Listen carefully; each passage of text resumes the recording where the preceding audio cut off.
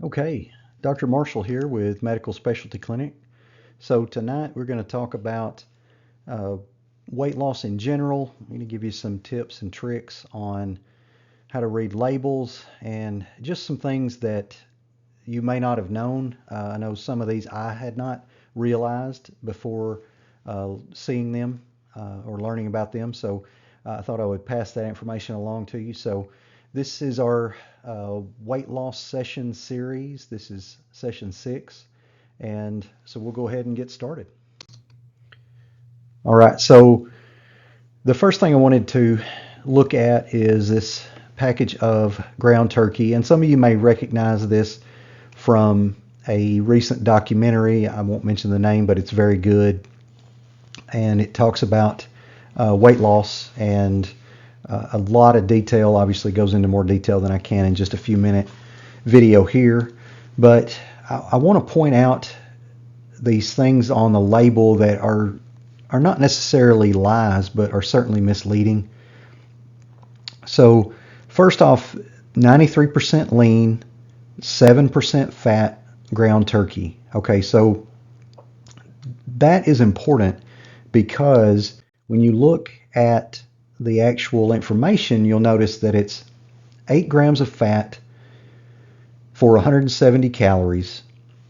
And if you know fat is 9 calories per gram, so that's 72 calories. So just common sense wise, you're going to realize that 170 calories, 72 calories of that being fat, is not 7%. That is, you know, almost half, basically. It's a little less than that. Obviously, on the math down there, it's 42%. So there's no way that's 7% fat. So why is that? Why are they allowed to put that on the label? Well, the reason is they're doing it by weight. So fat is 9 calories per gram. Carbohydrates and protein are 3 calories per gram. So fat has a lot more calories per gram. So they'll do it by weight and make it look better. So 7% fat by weight, but 42% fat by calorie count. So it's 42% fat out of 170 calories, which is not a ton of calories, but you're going to put a side or two with that and bump up the calories for a meal, certainly. And the point of all this is that that is not turkey breast, more than likely. That's going to be turkey leg, turkey thigh, things like that. That's going to be the dark meat. And most people know that the white meat is the healthier meat. It's got less fat. It's leaner. And the 7% fat, 93% lean is going to make you think that it's breast meat and that it's healthy, that it's low fat, and it's not. In general, you want to stay below 20% fat with meals, with food, that kind of thing, if you're on a general healthy diet. Now, if you're doing keto or something like that, the fat content's going to go way up, but you're burning the fat with keto. That's the definition of ketosis, is that you're burning fat. When you burn fat, you make ketones. So if you're burning fat, that's a different deal. This is just a general healthy diet. So kind of keep that in mind as we go through. I'm not talking about keto or paleo or anything like that. I'm talking about a well-balanced diet where you usually try to keep your fat percentage down under 20% with a meal or certainly with a snack or things like that. And this is not it. So 42% fat, you might as well have eaten a ribeye.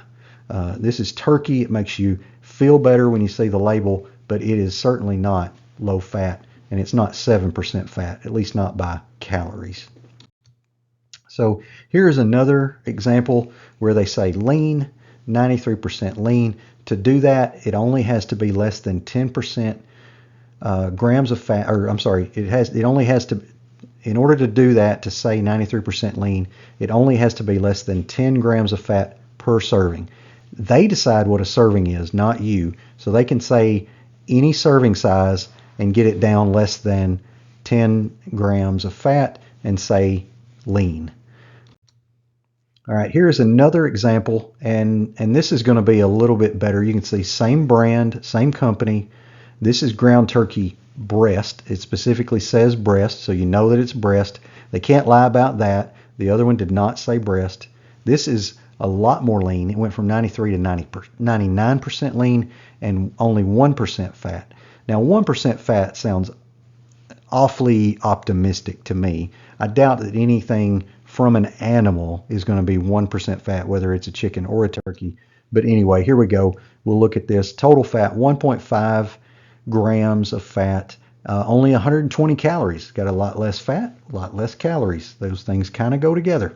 So 13.5 calories from fat, and out of 120, that's going to be 11% fat, less than 20%. So you're back into the healthy foods on this. So this one I would certainly approve of on a balanced, low-fat, calorie-controlled diet. So take that for what you will, but the turkey breast is going to be fine. The just turkey that says 7% fat, 93% lean, you might want to be wary of that. And if you're in the mood, red meat would be better, or at least the same as that type of turkey. The turkey breast, completely different deal. All right. So, all right, here is another example. And this is really interesting to me. So here we have 2 cans of tuna. So this is premium albacore tuna, not my biggest not my favorite type of tuna, but it's a good quality tuna. Some people would say albacore might even have a little more mercury content than some of the others. I'm not going to get into that too much tonight, but it's a good product. There's nothing wrong with albacore tuna. I do eat it, but chicken of the sea is probably more my go-to on the tuna. But anyway, 2 cans, same company, same product, in spring water. You can see they're both in spring water. I would definitely recommend getting them in spring water. Do not get them in oil. They're going to add whatever oil they want, going to increase the calories, and you're going to get what I call a bad fat. So definitely go with spring water. And then you can add oil if you want. You can add an oil. You can add an olive oil, a coconut oil, whatever. If you want to change the flavor or season it, you can do that. So this is pretty interesting. So total fat on the can on the top, 1 gram, 70 calories. On the can on the bottom, 5 grams of fat, 110 calories. So calories from fat on the bottom, 45. Calories from fat on the top, 10.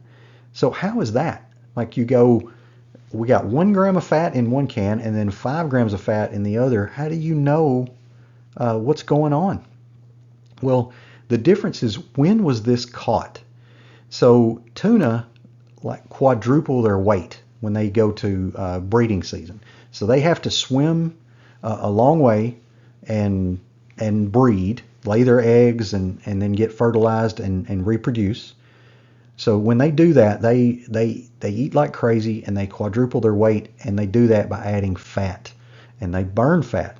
But to do that, they carry a lot of fat with them. And if they're caught during that time, and I believe that's November to May, somewhere in there, don't quote me on that, but I believe that's the time of the season when they mate. And if they're caught during that time, you're going to have 5 grams of fat versus 1 gram of fat, completely different percentage of fat on those, 40% fat. So you're back up with a ribeye steak here at this point, or New York strip. So be very mindful of this when you buy them. And they're going to be on the shelf at the same time. So they're going to be mixed in. Look at the labels. Check this out. This is important.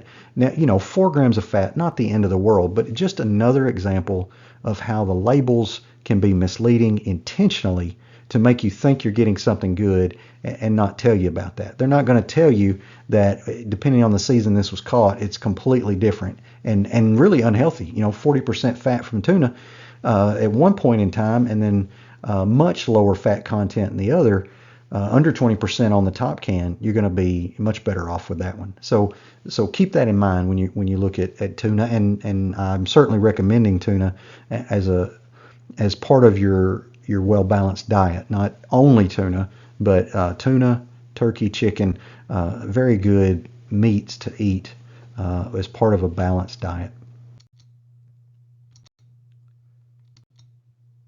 All right, so here we have a label for good old Dr. Pepper. I think most people have tasted Dr. Pepper at one point or not, one point in time or another during their life. So I think most people have tasted Dr. Pepper at one point or another in their life. But here you go. This one, we're going to look at sugar, and I think they put on labels a little bit misleading. They'll put grams of sugar or grams of carbohydrates, and I think that's intentionally to mislead us, because what is a gram? We somewhat know what an ounce is. In this country, we somewhat know what a pound is, but grams, we really don't understand the amount that is. And so you take 40 grams of carbohydrates, which is 40 grams of sugar. It's all sugar. It's just sugar dissolved in the liquid. And the formula for calculating that is grams of sugar divided by 4 equals the number of teaspoons. I think most people in this country would understand what a teaspoon is. And so 40 grams of sugar is 10 teaspoons of sugar. So 10 packets. One packet of sugar is about 1 packet of sugar is about a teaspoon. So just kind of keep that in mind. If you were making a cup of coffee and you put a pack of sugar in your coffee versus 10 packs of sugar, think about how sweet the coffee would be if you put 10 packs of sugar in it. I mean, I make coffee all the time. 1 or 2 packs of sugar is plenty, and 10 packs of sugar is going to be over the top, even in 12 ounces. Now that was 12 ounces, and I'd like to call your attention to that too. A lot of people in this country don't drink 12-ounce drinks anymore. We're drinking the 16, 20-ounce, 1-liter drinks. We're drinking a lot more volume than just 12 ounces. So always look at serving size. That goes back to the labels. You have to know the serving size to be able to know the total amounts, because you may be getting 2 or 3 or more servings, and so you may need to multiply that by the sugar, carbohydrates, fat, whatever you're looking at in the item you're eating. All right, here's another example of labels. And so this is Pam olive oil, extra virgin olive oil. This is a cooking spray.